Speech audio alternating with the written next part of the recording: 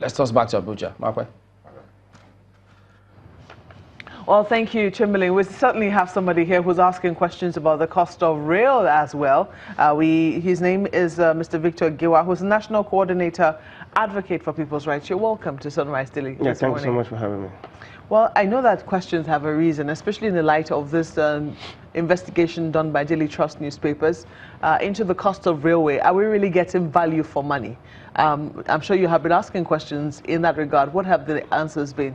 Yes, thank you so much. What the reports have shown is the fact that the Nigerian railway construction, that is the Lagos Kano, of course, it has been segmented, Lagos, Ibadan, Abuja, Kaduna, and all of that, has shown that it is more of a commercial deal than what is going to affect the interests of Nigerians in terms of providing infrastructure for the various teeming Nigerians who are looking forward. Commercial deal, what does that mean? When I say commercial deal, it's seen as business, that some persons want to, one way or the other, enrich themselves. If you try to look at what the contract is and what the work is supposed to be, compared to other states and other countries, especially within the Africa region, who have similar topography, who have similar arrangement, who are faced with the same economic issues like Nigeria. So when you are going to see, a real way construction done by the same Chinese company, for example, the one we are going to see in Ghana. Ghana is about engaging in the same construction by the Ghana European Consortium that are going to construct about 340 kilometers at about $2 billion.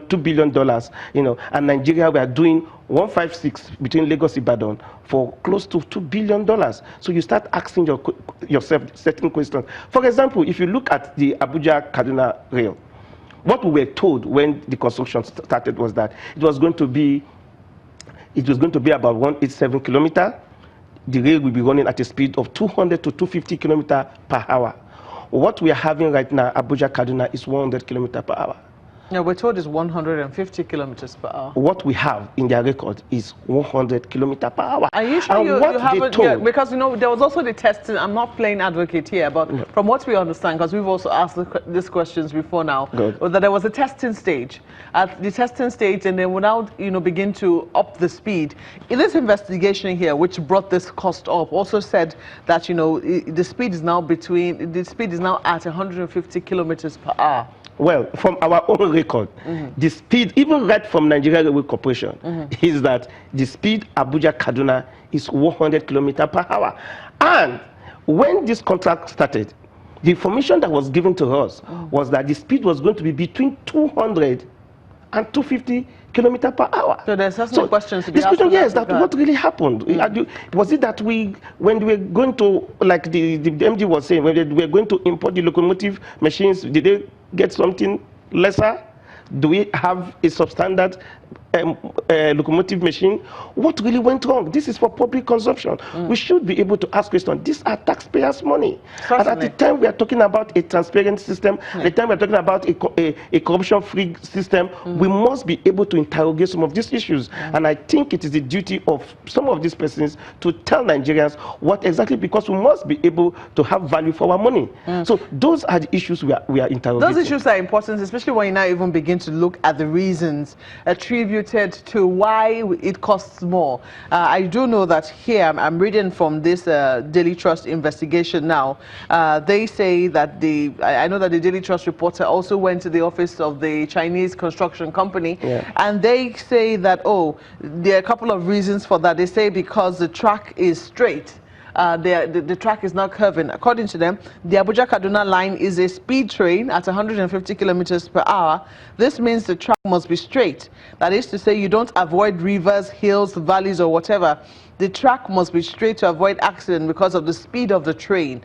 This means more bridges, more bulldozing of rocks, and more money spent. They say that's the reason, part of the reason why it is more expensive. So if we are running at 100 kilometers per hour instead of 250, there's certainly questions to be asked there. And then if we're also talking about not granting tax exemption, for instance, could that be a viable reason for the increased cost of rail? Because according to them, they had to import most of the items used for the construction of the rail, and there was no tax exemption granted. Well, we saw that, but we have not really confirmed from the various tax offices in federal inland revenue to confirm that, because I also know that contract of such, when foreigners are coming to execute contract of such, they enjoy some level of tax waiver, just because of course they are doing it for Nigerian government, and it is not an issue for debate. But that is what they are finding. I cannot speak on that. But the truth is that even if they don't have a kind of a tax waiver, you cannot incorporate that into the cost of the construction, because you are dealing with the same government. The government they won't? No, they shouldn't, because the truth is that when you are incorporating that amount of that you in quote you are supposed to have enjoyed from tax waiver, you incorporate it into the cost. What it means is that we are one or plus or minus, we are still talking about you getting money for your tax. So that is in countries all over the world. When you are involved in such large amount of capital intensive projects, you look at it at the best competitive rate.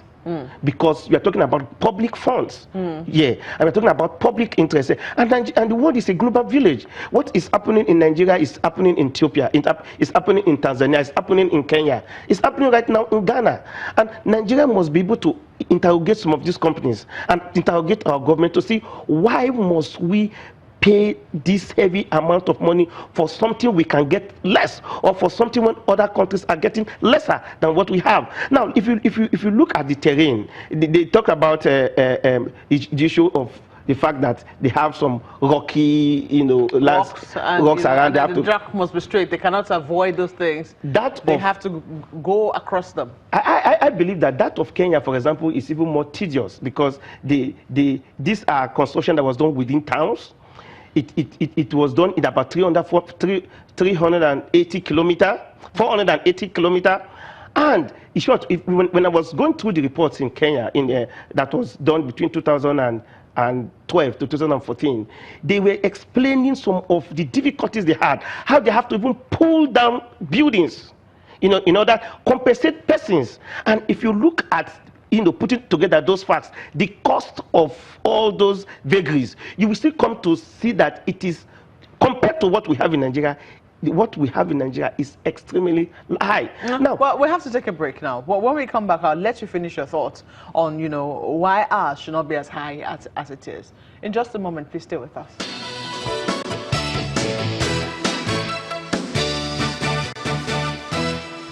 Well, Mr. Victor Giwa is still with us in the studio. He's the National Coordinator Advocate for People's Rights. Well, during the break, I was told that at some point it seemed that the speed of the rail had to be reduced because there was an accident on the track at some point, when cows were hit on the track, which is still a challenge of some sort, a security challenge also, perhaps. What are your thoughts there? No, but when you are constructing, those are the issues you have to put into considerations, because you are talking about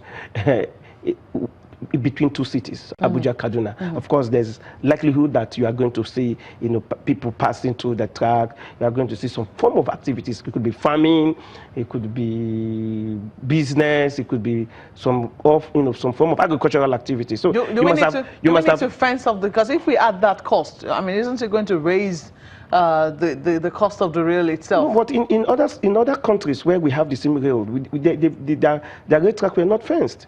In some countries it is fenced. No, yeah, in some countries, but yes. I'm talking about most in Africa, especially that of Tanzania, that of Ethiopia. I don't have facts that either of those, whether in Ethiopia or in Kenya, that they have the track that is fenced because of some of these incidents that happen.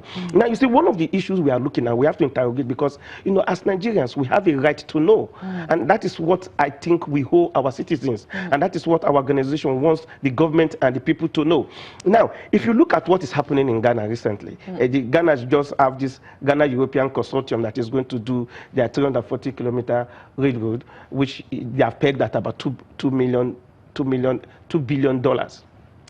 The question you must ask is, what are the facts? Ghana is constructing 340-kilometer railroad. a 20 passengers train, double corridor, 4 main stations, 34 substations. And this will be done within 2 years. Nigeria is doing, for example, the segment of Lagos-Ibadan, 156 kilometers at $1.5 billion. I mean, if you put the figures together, actually, you are going to get close to $2 billion. How many stations do we have?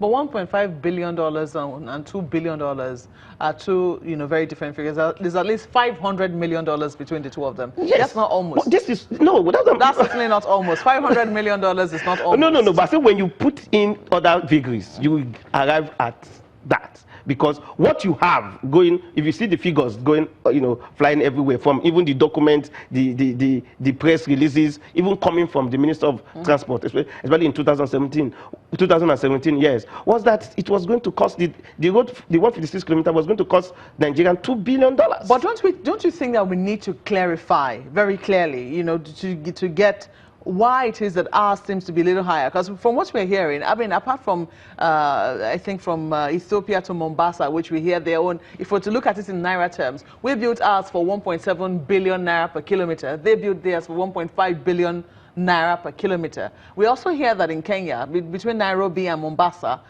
the rail line is actually more expensive than what you have in Ethiopia and Nigeria. Shouldn't we get the facts to know precisely why ours is more expensive, rather than assuming that somebody might have been trying to cheat or clean out somewhere? No, but what you first of all look at, you need to look at the timing and the internal economic situation of the country. What is the rate? What is the exchange rate in Kenya? As at that time, this particular one for between Mombasa to Nairobi, Mombasa to Nairobi was constructed within between 2006. 2006, I think the first commercial passenger took place on the 1st of January 2017. Yes. But now, when you also look at the length, doesn't that also consume money? No. The length in that of Nairobi. Length of time. Yes, the time it takes. If ours is supposed to be a 5-year project and it's taking far longer, isn't that more money on the project? No, the question you will ask is that why is it taking? Is it part of the contract for him? Is it part of the contract for the project to take longer time? That is the question we are asking. So is it that some persons just deliberately want to frustrate it in order for us to have more cost? So those are the issues we are asking. So the question therefore is 480 kilometers in Kenya, done within 2 years at $3.6 billion. Well, as at 2006, then you are having 2017, you are having $2 billion for 156 kilometers. Then we should be able to ask some questions. There's certainly questions to be asked there, and we all realize that more transparency will definitely be needed in the process. But we have to thank you most kindly for coming on Sunrise Elite this morning. Mr. Victor Giwa is a national coordinator, advocate for people's rights. That's been Sunrise Elite this morning. Thank you so much for watching. I'm Maokwe Ogun Yusuf. Well, thank you for watching as well. I'm Chamberlain Uso. I'm Gimba Umar. And I'm Ayo Makide. We are wishing you a wonderful day. The views and opinions expressed by guests on this program are those of the maker and do not reflect the views, opinions, and endorsement of Channels Television.